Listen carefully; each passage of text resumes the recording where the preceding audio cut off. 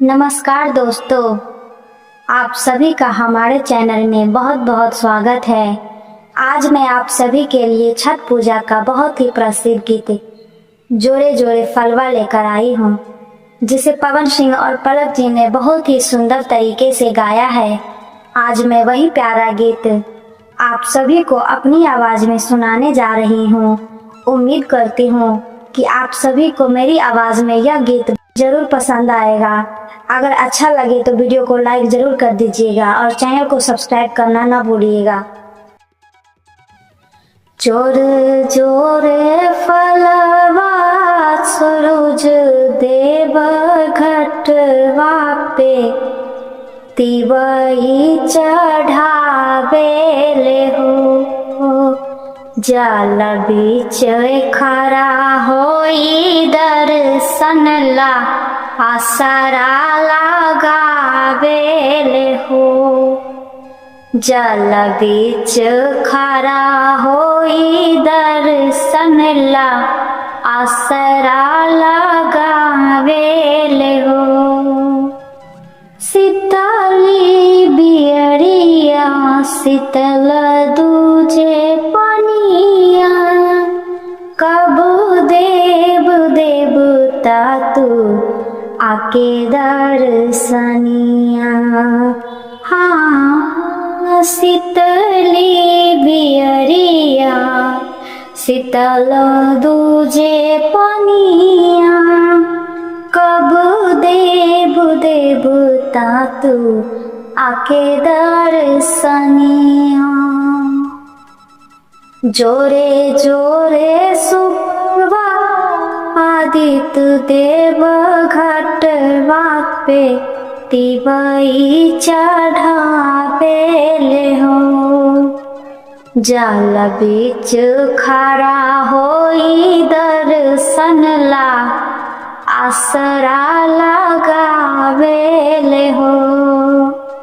जल बीच खड़ा होई दर्शन ला आसरा लगावेले हो। भूखली शरीरिया सजल शोभे मना पूरबे लगल बरवे सबके धयनवा।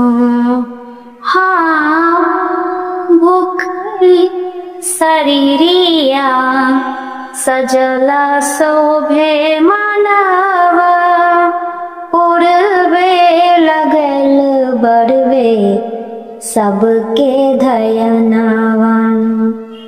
जोरे जोरे दौरा दीनानाथ घटवा पे तिवई चढ़ावेले हो। जल बीच खड़ा होई दर्शन ला आसरा लगावेले हो। जल बीच खड़ा होई दर्शन ला आसरा लगावेले हो। विनया बिहारी लिख ले माई के भजनवा गावेली मधु बेटी धई के धयनवा। हाँ, विनया बिहारी लिख ले माई के भजनवा गावेली मधु बेटी धई के धयनवा। जोरे जोरे पियरी गंगा मैया घटवा पे तिवई चढ़ावेले हो। जल बीच खड़ा होई दर्शन ला आसरा लगावेले हो। जल बीच खड़ा होई दर्शन ला आसरा लगावेले हो।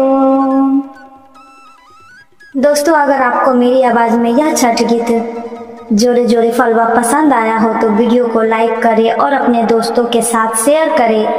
ऐसे ही भक्ति और छठ गीत सुनने के लिए हमारे चैनल को सब्सक्राइब जरूर करें। जय छठी मैया आप सभी के मनोकामनाएं पूरी करें। जय छठी मैया।